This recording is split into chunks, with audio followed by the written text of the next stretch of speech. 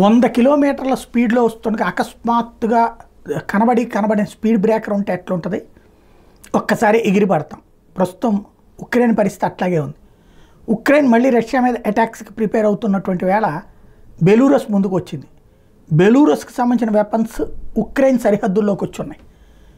Russia పంపించిన weapons అవి. Belarus అంటే రష్యా మిత్రదేశం.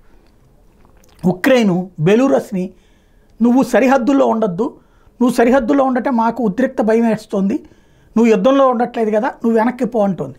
నా సరిహద్దుల్లో నేనుంటే నువ్వెవరి చెప్పడానికి, మేము వెనక్కి వెళ్తే నీ వాళ్ళు లోపలికి రావచ్చు కదా, మా బెలూరస్ ఆక్రమించుకోవచ్చు కదా, మా భూభాగం రక్షణ ఎట్లాగో నువ్వెవడి చెప్పడానికి అంటుంది. ఓవరాల్గా చూసుకుంటే ఏ క్షణంలోనైనా సరే ఉక్రెయిన్ కనుక సక్సెస్ అవుతుంది అనుకుంటే రష్యా ప్లాన్ బి బెలూరస్ ద్వారా అటాక్, లేదా వీళ్ళు వాడిన ఏ డ్రోన్లో వీళ్ళు వాడిన ఏ మిస్సైల్ వెళ్ళి బెలూరస్ మీద పడిందంటే బెలూరస్ యుద్ధంలోకి వచ్చేస్తుంది. నాటోని తెర వెనకాల కాదు తెర ముందే పెట్టుకుని నడుస్తున్నటువంటి ఉక్రెయిన్కి షాక్ ఇచ్చేందుకు చెక్ పెట్టేందుకు బెలూరస్తో కథ నడిపిస్తోంది రష్యా.